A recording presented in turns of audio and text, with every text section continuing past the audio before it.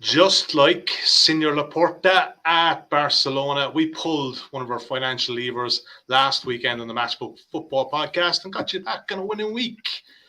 6 bets. Was it 8 bets? 6 winners, 1 push. That means 1 solitary loss. Not bad work at all from Adrian, Clarke, Miguel, Delaney, and Mark O'Hare. They're on the ticker there. Some nice wins. Few 50%ers, but you know what? Profit is profit. We're back in the black. Happy enough from there. Miguel Delaney, good afternoon, sir. Moment of the weekend for you. Good afternoon. I was lucky enough to be at both of the big games this weekend. So it's almost a toss-up because I mean the Conte Tuchel moment happened right in front of me, and it was hilarious. Yep. But I mean, as entertaining as that was, I'd go for either Brentford's second goal against Manchester United, or probably the fourth, because on reflection, and this is something that's only kind of sunk in over the last few days, minutes 10 to 35 of that match are probably the most astonishing. Probably the most astonishing period of Premier League football I've ever witnessed. It was like, when you think about the context, the way it happened, it was incredible. Yeah, Adrian, Clarke, pick it up from there. I don't think your moment of the weekend. Hey, mate, you under 2.5? Was it under 2.5 at Brighton Newcastle? What a belting bet that was as well. Good I was happy with that on my insights column. It wasn't the moment of the weekend. I just think from a betting perspective, it was a takeaway of the weekend. It's a goalless draw. You might think, Brighton Newcastle, boring game, nothing to learn there. But it was a battering. I mean, they completely tore at Newcastle United from minute 1 to minute 90. We're incredibly unlucky not to win. It was the Nick Pope show.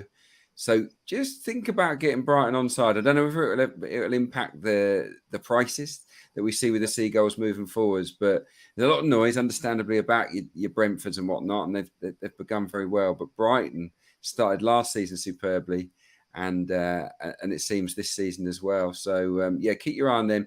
The moment I was at Emirates, Jesus. I mean, the little Berg Camp curler into the top corner was an absolute beauty, right in front of me as well. Perfect. Yeah, he's proving a bit of value. If anyone's wondering why we didn't expand on Manchester United, fear not, folks. They're first in our running order today as they take on Liverpool on Monday night. Mark O'Hare, what was your main takeaway from the weekend, man?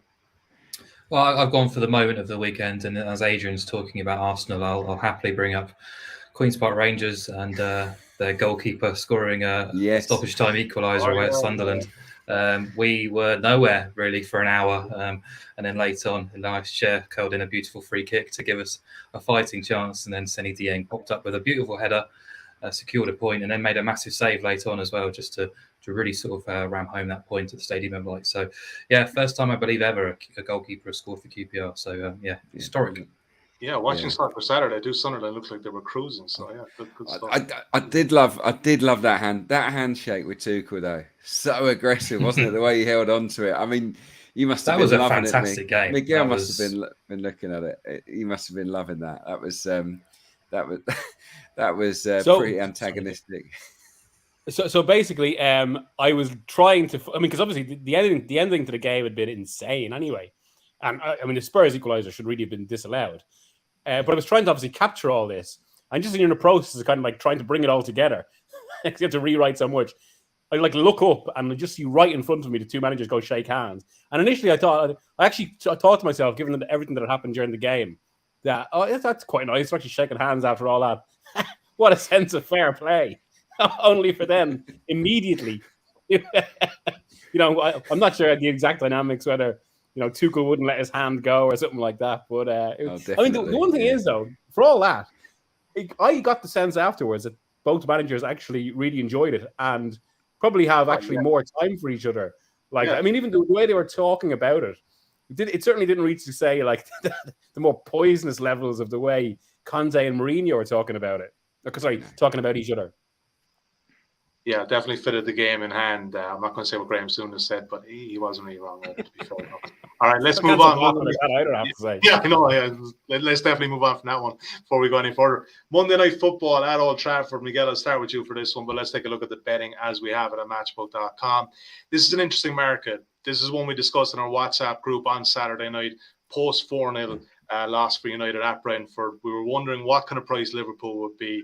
The early line was about 1.5. A lot of the sportsbook were very very cagey with the Liverpool price. They're out to 1.63 now. Manchester United 5.9. They were best backed at 7.8, which is just under 7-1 at matchbook.com on Saturday evening.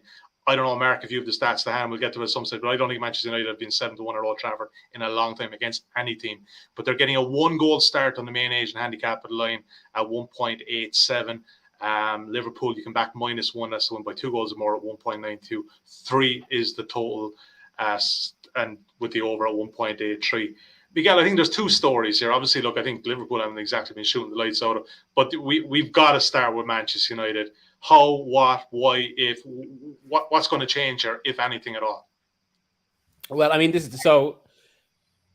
is where I think it gets really interesting in what Ten Hag does, and it's so relevant, I suppose, to the way that second goal went in, because I mean that second goal against Brentford, it's not just teething problems or that they kind of failed to execute a plan.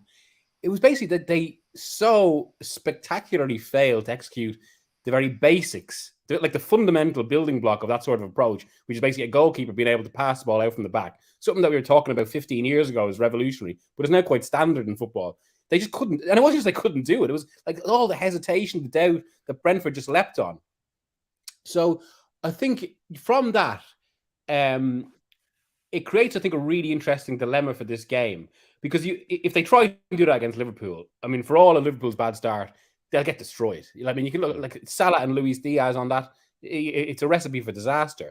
And like usually in these sort of situations, the argument is when the way coaches talk about it, it's an educational process. You have to play through these things for players to learn. But they're in crisis. Like if they get hammered by Liverpool, so it creates a really interesting dilemma for Ten Hag, whether he tries to go the same way with a goalkeeper that can't play that system in a game like this, or just total compromise for the match and just kind of dig in, make it difficult for Liverpool and try and frustrate them. And thereby, I suppose, bring out some of Liverpool's own issues that's this season.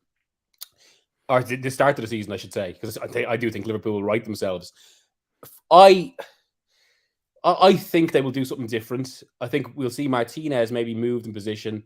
And it's for that reason the draw is tempting. I mean, I do think, bottom line, I think Liverpool beat Manchester United, but the draw is of a sufficient price. And I think that Ten Hag will change it. That's at least, and then also the fact that it's Liverpool, there's such pressure on the players. It's like, in a strange way, it's different to say playing Brentford or Brighton, because United are favourites. They only have something to lose. Whereas in this, they've actually got something to win. Yeah. And I think they will dig in, which is why the draw tempts me. What are you kind of getting at there with Martinez? Are you thinking he's going to be maybe a defensive midfielder and bring Varane back in? Yeah, possibly, yeah. And also the other side of that, actually, though, I mean, Martinez, I think, would be much more dangerous for United if Darwin was playing, because he would just, you think they just launch balls for Núñez to play against Martinez. That, again, has changed. But yeah, I wouldn't be surprised if Martinez has moved to midfield. And certainly we just go for a low block United and something to frustrate Liverpool. I don't know. Yeah, it could be breaking up the legendary McFred combination, Adrian Clarke. What are you making of this one, AC? So many questions. And you know what? I think it's almost like Liverpool are kind of getting off the hook slightly coming into this one, because the magnifying glass is on Eric Ten Hag and the setup currently at Old Trafford. Yeah, look, and Ten Hag's had a mare, hasn't he, so far? Tactically, he picked a team that wasn't right to face Brentford. It was a bad decision to go with just the one holding midfielder. Such small players dotted around the pitch. It's funny because everything that Mig was saying, I have written from my Talking Tactics column for the Premier League, which will be up later in the week. So yeah, you've kind of jumped the gun there with me. But I was saying exactly the same thing. I think it has to be a short term, almost one match. Let's forget that philosophy for this match, because we will get absolutely just they'll wipe the floor with us with the closing down, playing out from the back, because they're just not comfortable enough at it to face a team like Liverpool, who, by the way, have still won the ball back from the opposition more times than any other team in the Premier League across the first two games. They've still been excellent at suffocating the opposition, and they could really, really hurt Manchester United from turnovers. I think they have to go a bit longer. And I think Lisandro Martinez is a great long passer. I think finding a place for him to basically bypass the press and look to release some of the, like Rashford or Sancho, if they keep their place, some of the quickies, that might be the way to unlock this Liverpool side who've now conceded goals with a high line in 2 matches. Obviously, Mitrovic wins the penalty at Fulham. And we saw what happened with Zaha beating the offside trap the other night. So that is a vulnerability that United could capitalise on. But having watched the games, Liverpool are still on a different level, in my opinion. They were better against Palace. I thought the first half they were excellent, and I just can't see them failing again. I really can't. Not with against a United team with this many flaws. So yeah, with Salah up front, potentially could be Firmino, but it might be Salah. I still think they'll give the host a run around. Won't be 4 or 5-0. I'm sure it can't be that again, surely. But I think they'll win. So yeah, the only way in I can see with Liverpool is to go Liverpool and over 1.5 goals would be my selection at 1.8. Overcoming that -1 handicap, yeah, less easy because United could easily score given how fragile Liverpool have looked at the back. Yeah, Mark, look, I mentioned 1 or 2 punters back in Manchester United 7.8. I think it nearly went double digits at the moment. Maybe I'm slightly exaggerating there. But for you, the market, it is right, isn't it? Because that is kind of the price that we fell down on, probably slightly shorter in the WhatsApp group on Saturday night. Yeah, well, Liverpool obviously went to Old Trafford last year and demolished Man United last October. That day, they were as short as 1.44. So the difference between what they were then and what they are now is quite significant, really. And I thought, okay, that's understandable. Mane's gone, and the midfield at the minute isn't looking fabulous in terms of creativity and incision from a Liverpool perspective. But actually, if you look at the team that beat United 5-0 last year, Milner, Keita and Henderson were the midfield 3, and there was no Sadio Mane. So, there's not a huge amount of difference between what Liverpool team went to Old Trafford and did the business last year. And actually, I think all that was wrong with Liverpool on Monday night was just finishing, really. They created more than enough, 70% of the ball, over 2.3 XG, 24 attempts, but just 4 on target, really. So another day they score early and it's a completely different game. They've conceded with the first counter-attack that Palace had, and suddenly it's backs to the wall for Palace, and Liverpool have to come out and try and break down a low block, which United probably will go with. But I just think United's price is quite fascinating, really, because they're being rated by the market, I should say, basically as a mid-table team, because Liverpool went off at similar prices at Villa, Newcastle, Brighton and Palace last season. This is only the 10th time United have been underdogs at Old Trafford in the last 5 years. The biggest price was 6.85 at home to Man City in April 2019. Their record is kind of 2-1 outsiders at home or larger has been all right, actually. 1 win, 4 draws and 4 defeats. But if you look into those matches and the underlying metrics, they were quite generous in getting sort of those 1 wins and 4 draws, really, on the balance of play. They were pretty well beaten in most of those games. But Liverpool tend to do the business at this kind of price. They've got a 59% win rate when rated between sort of 1.5 and even money. And yeah, I kind of looked at the prices and the lines, didn't really disagree with it. Quite happy that Liverpool have drifted a little bit since Monday, because it just gives us an opportunity to get them on side at a slightly better price.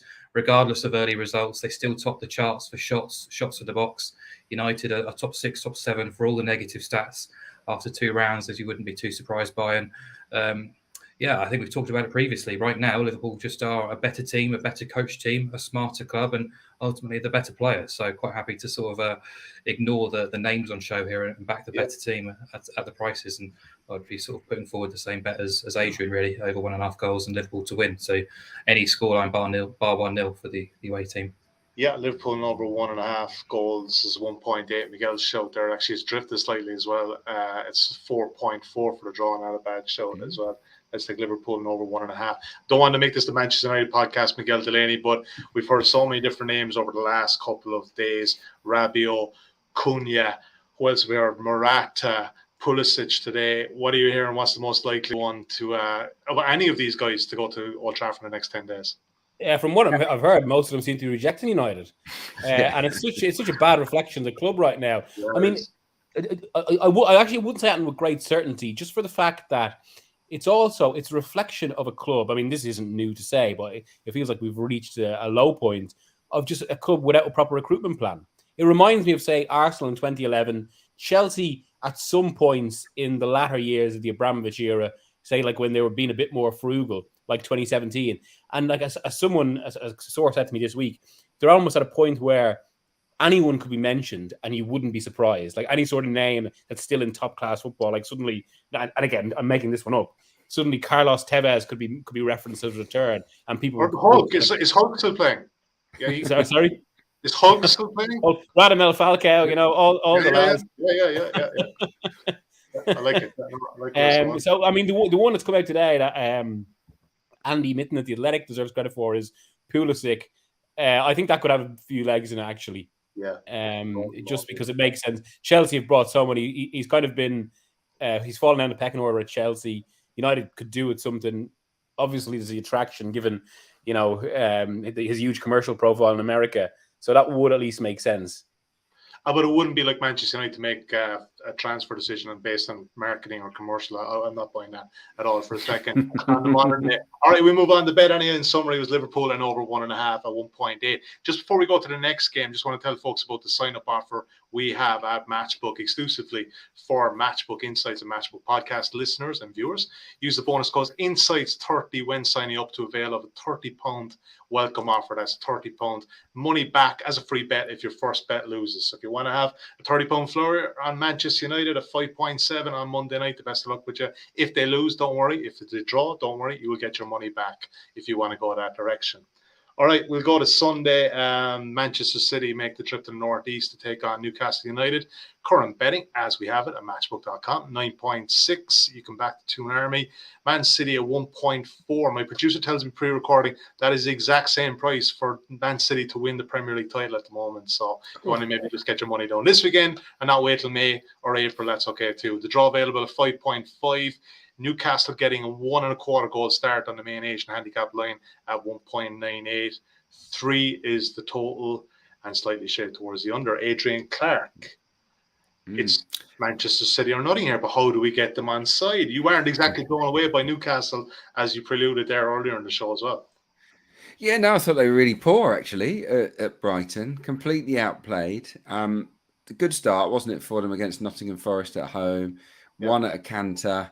Very, very solid, but they didn't back it up, and they were second best to Brighton, and they relied on their goalkeeper to get them out of jail, really, and to get that point. There is a resilience about Newcastle now. They are better at the back than they have been in recent times. I think Botman came in, didn't he, at the weekend with Byrne shifting to left back. It's not the worst back four in the division at all, but they're up against Manchester City, and yeah, we know that they're an outstanding team, and they were very good as expected against Bournemouth. One at a canter. It was strange. I felt that Haaland only got 8 touches. That was a really odd stat to come out of the weekend. So it's a sign, isn't it, that they haven't quite worked out how to best use him. Still got an assist, didn't he? Yeah. But yeah, it was very, very quiet. But yeah, just look at this. I think St James's Park, it'll be rocking. It'll be a good atmosphere. Tough place to go this season, no doubt about that. But is this Newcastle team good enough at this moment in time to beat a De Bruyne-inspired Manchester City? I just don't think they are. De Bruyne looks great. A number of their players are coming into form. I think they'll win this one, but they'll win it, in a relatively low-scoring game. So yeah, Man City is a favourite of this show. Man City and under 4.5. It's more of a Chelsea and under 4.5 on this podcast. Yeah. It's always we're always a little bit reticent to go under with Manchester City. But I think against this more solid Newcastle, under 4.5 and City is the best way in. That's my view anyway. Yeah, look, they could that's what happens with them. They get so far ahead sometimes. We saw last Saturday that Miguel actually nearly kind of had to sweat for a while. We thought that guy was going to be up at half time, and we were thinking, oh, well, maybe not. I think there was too much made of the Haaland touches. I think he's technically, from what I could see, he's nearly playing against 5 central defenders. I think it was slightly overblown. Mark, in terms of a bet, in agreement with Adrian here with City and under 4.5? Yeah, I echo most of everything Adrian said, really. This is a fixture City tend to do very well in. They've won the last 5 by an aggregate of 20-3.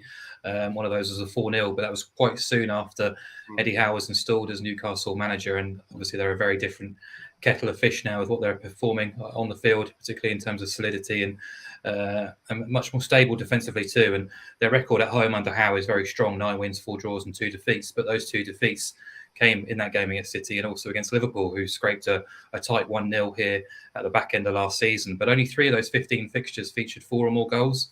And Newcastle have actually restricted their opponents to 0 or 1 goal in 13 of those 15 home games under Howe. He was, very kind of complimentary with his players for the way in which they dug in at Brighton and ground that result out. I wouldn't be too surprised to see Dan Burn keep his place, but actually Matt Targett come back and slot in at left back and potentially a switch to a back 5 here just to try and negate City's threats potentially. But City have been pretty ominous so far, the way in which they've kind of dispatched Bournemouth and West Ham without any sort of concerns, really. They just have the ability to squeeze the life out of you and make you look silly if you try and oppose them on a big handicap and stuff, as I tried to do against West Ham. So I'm not going to do it again, even though they have dropped points at least once in their first 3 games in the last 5 seasons.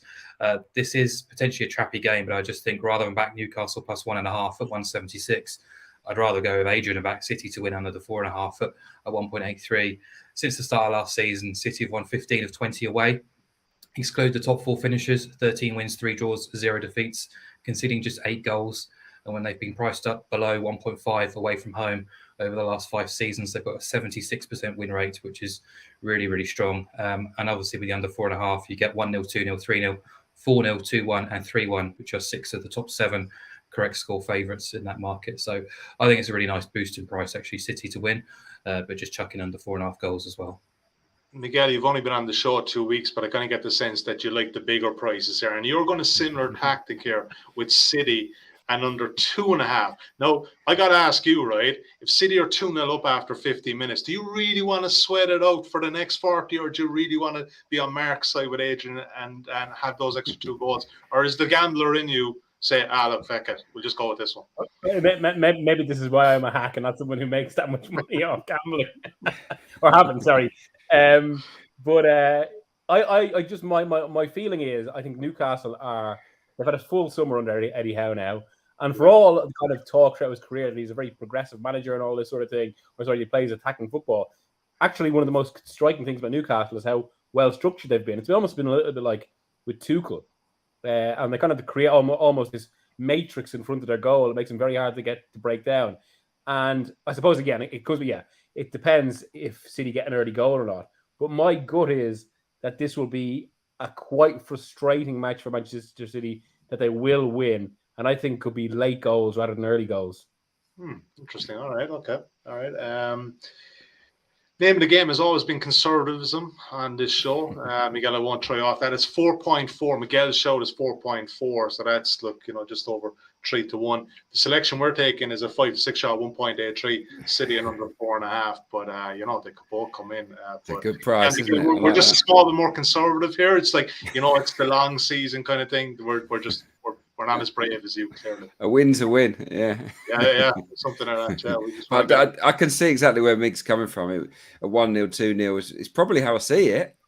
But this is City, and it could be quite hard to watch if. We just on the Haaland point as well. I mean, while I would agree that this whole thing of touches is going to be a focus throughout the season, I do think a potential pattern this season is that Haaland is lethal in any game where the opposition steps out, and in games where he plays a kind of a much more withdrawn defence, which I think will be the case with Newcastle, he could struggle because I think he's at his best when he has space to move into. And when he comes up against congestion, this is something that Guardiola's been working on him with. So, and it's maybe for a player who's as good as he is, it's kind of it's an unfinished aspect of his game, which is kind of some of his build-up play. But also, Miguel, even the lower teams in the Bundesliga, the amount of those teams, even your Freiburgs, whoever, a lot of them play high lines. Yeah. So, it's going to be a bit of a learning curve, but let's not sleep on that for a second. All right, let's move on. Another game on Sunday that has piqued the interest is Leeds United and Chelsea. And Mark, I'll start with you here for this one. But let's take a look at the betting first of all while we have it on matchbook.com. You can back Leeds 6.6, Chelsea at 1.57. The draw available at 4.6. Leeds United getting a 1-goal start at 1.99. 2 3/4 is the total. There's a bit of margin in all those sub markets or the goal markets as well. Again, we're recording this on Wednesday. Even with the United game, we're 5 days out. That's a long way to go. So those margins will tighten up in a big way. But Mark, Chelsea were with them in this one. Look, you know what? I know they didn't get the job done fully, obviously, on Sunday, but I was actually kind of quietly impressed with them. I thought that was a very good performance by the Blues. Yeah, I agree. Allegiances aside, sort of a big nod of approval towards Chelsea for that performance against Tottenham. I thought they really stepped up to the occasion, reminded us how good they really can be.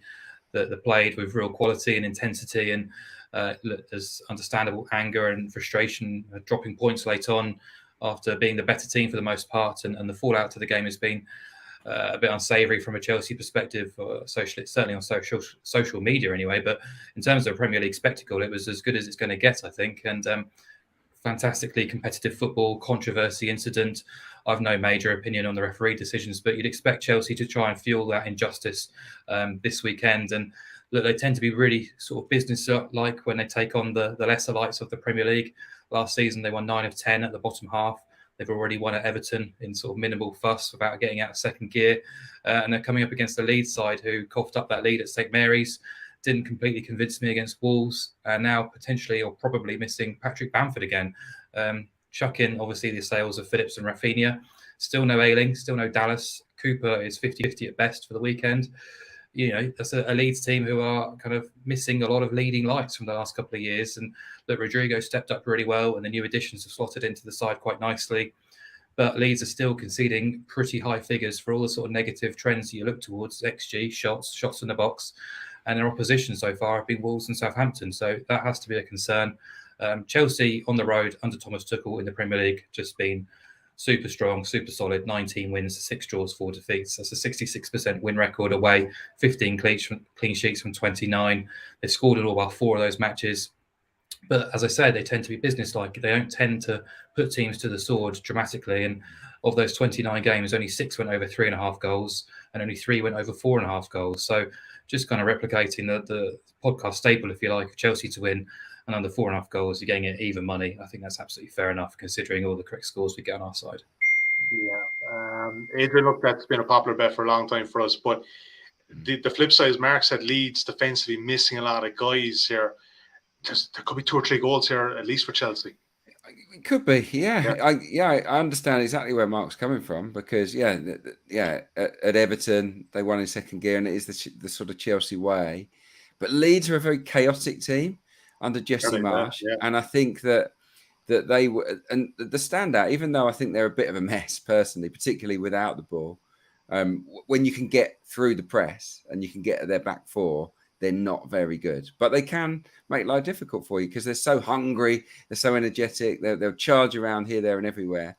So I think it could be quite a lively game, actually, more lively than that Everton one, maybe more lively than Chelsea would like it to be.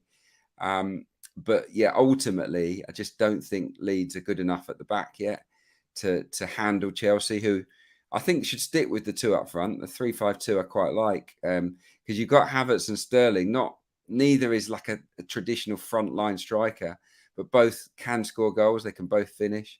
I think that might be the way forward if they're not going to bring in somebody else. So, yeah, I think that those 2 can cause Leeds a few issues. And yeah, but it wouldn't surprise me if Leeds scored because they've that backed by that crowd. It's a traditional rivalry between Leeds and Chelsea. It could be quite lively, and I expect them to really charge into Chelsea, but ultimately for Chelsea to hold them off and win the game. So, yeah, I looked at it the other way. It's not quite as good a price, I've got to say. A little bit under evens, 1.88. Chelsea and over 1.5 goals. So it's Chelsea to win, anything apart from 1-0.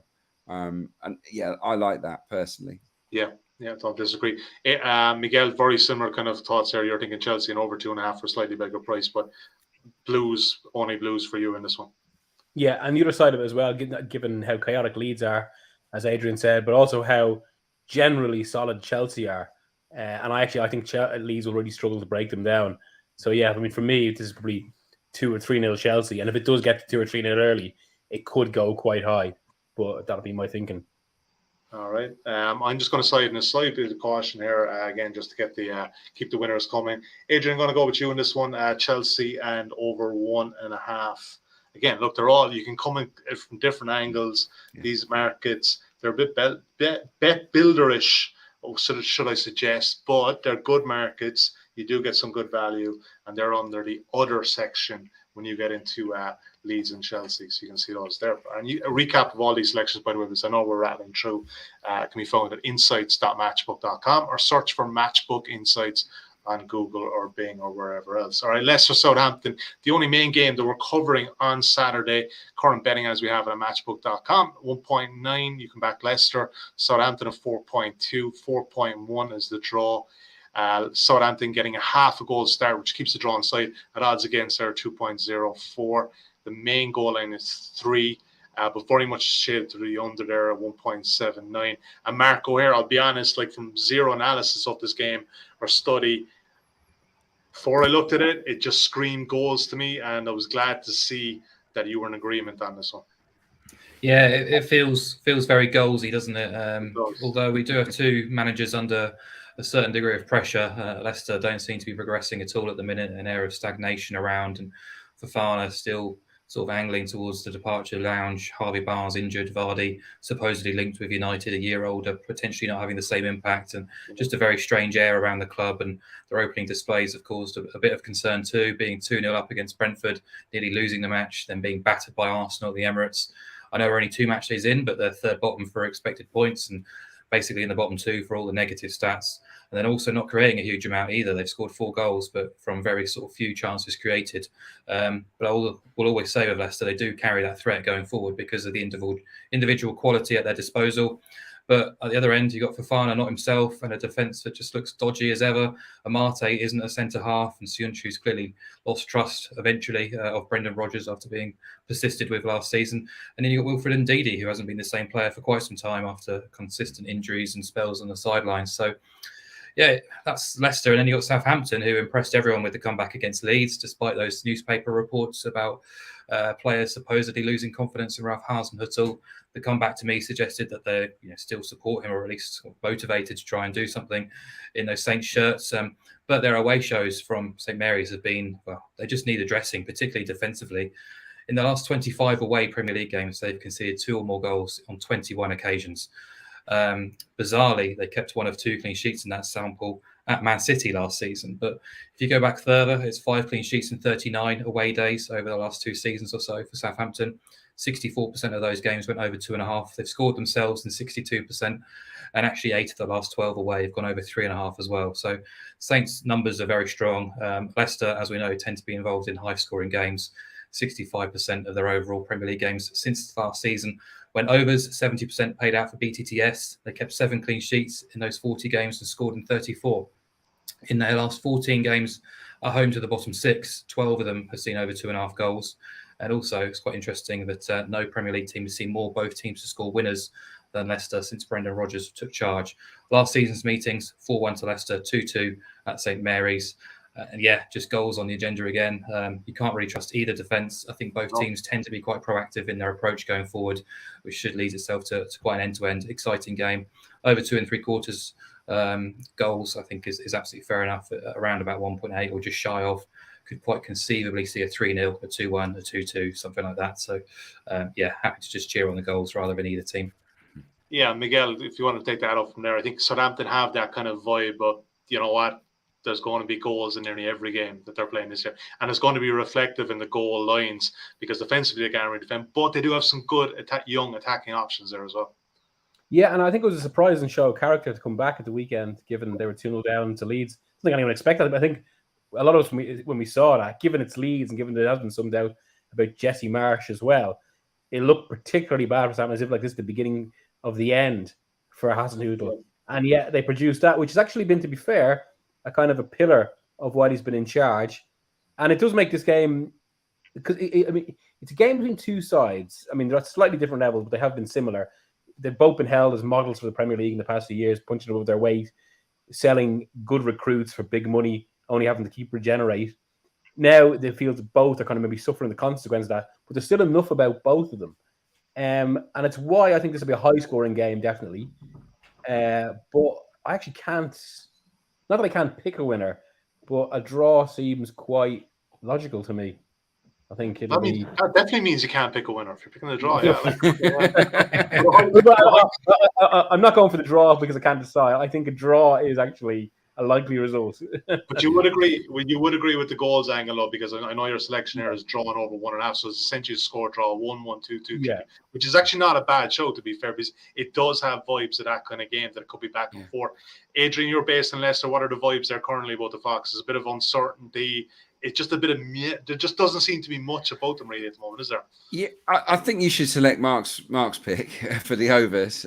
But my selection just to sort of if anyone wants to back Leicester here, I would favour them. I mean, the stats are so damning against Southampton away from home. Conceding two or more goals in all of those matches. That's remarkable.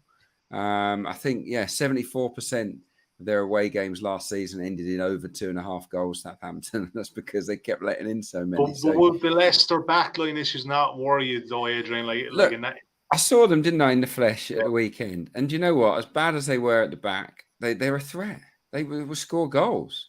They got two. They could have had a penalty. It was the right call in the end not to give it, I think. But there were one or two other scares for Arsenal. This was an Arsenal team playing very well, and they still could have had 3 or 4 goals. Against Brentford, they created lots of chances, scored 2. So, they've got 2 in each so far.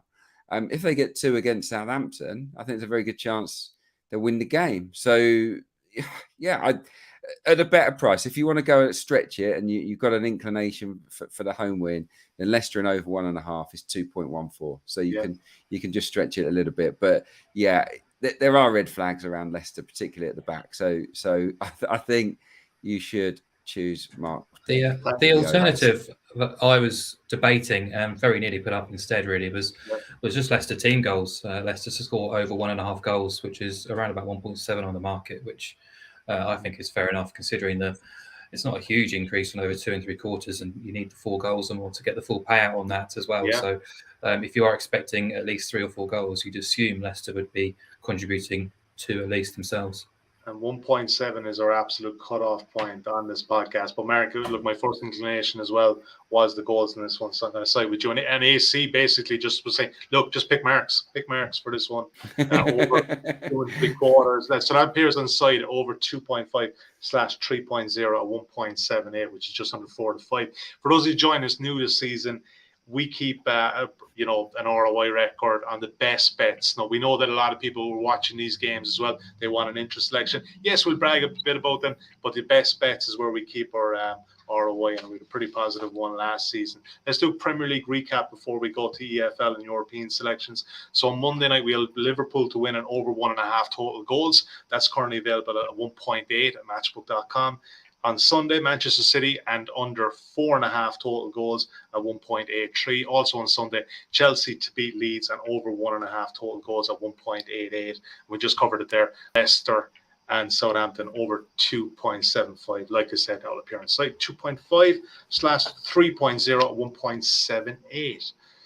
All right, EFL time. Adrian, Clarke, Ipswich, top of the league in League One to beat Shrewsbury. 2.0, even money. Yeah, even money. I just think it's a good price for Ipswich Town to beat a Shrewsbury team that's blanked in 3 of their 4 matches so far. Cotterill, the manager, is a pretty defensive coach. He's brought in a lot of new players this summer, some good players actually, down at Shrewsbury. So they might come good, but in the early weeks they've certainly not been setting the place on fire. And Ipswich are in really good shape. They've got 3 wins. 1 draw. Marcus Harness, who they signed from Portsmouth, is on fire. He's been banging in the goals. I got to fancy Ipswich here. Shrewsbury, they drew with Derby the other day at home, which on paper looks a really good result, but just 1 shot on target at home to a Derby side that are probably behind Ipswich in terms of where they are as a team. So for me, I think Ipswich will just about have enough. Probably be quite a low scoring game, but I'm getting behind the Tractor Boys, the club I supported as a kid. So even money on the Super Blues, please. Didn't know that. Bit of fun Adrian Clarke trivia there. Good man. All right. Mark, you've been on very good form in Matchbook Insights with your League On selection so far this season. And Angers versus Brest, both teams score 1.83. Yeah, so Angers are featured in both the first two columns. Started the season with back-to-back draws, 0-0 and 2-2. And it's fair to say the 0-0 was more like a 2-2, and the 2-2 was probably a bit more like a 1-1, really. But the 0-0 featured 30 shots and well over 3 expected goals. The 2-2 last week was 22 shots and over 2.2 XG. But either way, their matches have been quite fun to follow. And I like the look of both teams to score again because they're playing an expansive Brest team. But just on Angers, I think they will battle for survival in Ligue 1 this season. 4 teams go down. They've not had the greatest of summers, really, with a failed takeover bid. But they started the season looking like they want to play good football and get forward and score goals. And last season, they did score in 21 of 26 against teams outside the top 6. And 17 of those matches actually featured both teams scoring as well. So, they should fancy their chances. This is a winnable game against a forward-thinking Brest team who, in fairness, put up a really decent fist of things away at Lens on the opening weekend, lost that match 3-2, and then held Marseille 1-1 at home last week. So a really tough start in terms of schedule, but they've competed really well. And they're in the top half for all major attacking metrics. And that's not too surprising considering their head coach, Miguel, who's famed for his front foot style. The numbers last season were very strong as well. 63% of Brest's games featured both teams scoring away from home. It's landed in 15 of 20 since the start of last season, when we include that 3-2 at Lens. A 75% hit rate. They've scored in 17 of those 20 away days and kept just the 2 clean sheets as well. So should be a very competitive game. Both sides will fancy their prospects, and that tends to lead itself towards a decent match too. So both teams hopefully will oblige and beat TTS. Miguel Delaney, I'm so happy you mentioned the Barcelona game in your European selection because I wanted to get your take on what's going on. He loves a draw. He loves a draw. But you know what? I do. Yeah. So, there'll be one more lever because Koundé needs a lever. And then if they bring in Marcos Alonso, there'll be another lever needed there. In about 12 years' time, I don't know who will own the club, but it will probably be owned by maybe 17 different cryptocurrency companies. Who knows? Who knows? It's the beautiful thing about what's going on in the Barcelona. Talk to me about that for a second, but also Sociedad, even in the new stadium, San Sebastian, tough place to go. Yeah, well, just on the draw as well. I mean, also one of the most common outcomes in football that is never popular. We're picking, even we have it in kind of on very basic things, and we're picking kind of results for the weekend. Yeah. No one goes for the draw. But on that, Barcelona, I've done a fair bit on this in the summer. I think, you could argue you can see some logic in what they're trying to do. The problem is it involves such high risk. Because essentially it's staking the future of the club on this current team being perfect. If they aren't perfect and they're not, they need them to be highly competitive. If they're not, and there's still kind of this dissatisfaction around, it starts to feed into kind of some of the problems that led to this, which is they need the club to be as commercially popular as possible. Now, I watched Saturday's game against Rayo, and I think they initially created a lot of chances. They then got panicky because there is a lot of pressure here. Yeah. And given that Real Sociedad are difficult to go to, they were good for a lot of last season. I can just foresee a game where Barca come out of the traps, don't score quickly, get frustrated, and it's the exact same sort of game, and maybe another 0-0. I think they're Barca feel like a team right now that they badly need their first win of the season and their first goal of the season to come quickly, because the longer it goes, given the summer they've had and given all the signings and all the talk about that, it just kind of creates this pressure. And is it as simple as I watched some of the Vallecano game online, and Pedri didn't really look at it. It's almost like with such a young player, they go how he goes. So I don't know if it comes down to something as simple as that. But it would just very quickly on this, I think it's fascinating how certain players have been treated, even subliminally or not so subtly by fans, board members, and yet they still want to stay there and be there, and it's amazing. I know it's a great city, but it can't be that good. When fans are booing you. It's also when it comes to these things. So even I was told about one player this summer who they're trying to get rid of, And one of the reasons he's been belligerent, I mean, and there's about 5 of these, it's because his girlfriend doesn't want to leave Barcelona. There you go. He's like, which one is worth the hassle? Yeah, which one is worth the hassle? Yeah. All this stuff kind of, influences. Yeah. Yeah, fair play. And Dembele, he stuck it out, got a new contract. So you see, it can happen, in fairness. All right, best bets time. Adrian Clarke. I like the look of this one. Everton Forest under 2.5. Yeah, it's similar to Mark's goals bet at Leicester. This one it worked for me. Explain. Yeah, everyone that's watched this for a while will know I love an unders, and this one leapt off the page really. Forest are well organised. We saw that against West Ham. They weren't even blown away by Newcastle. It could have been worse, to be fair, in that game. Maybe they rode their luck, but by and large, they're hard to break down.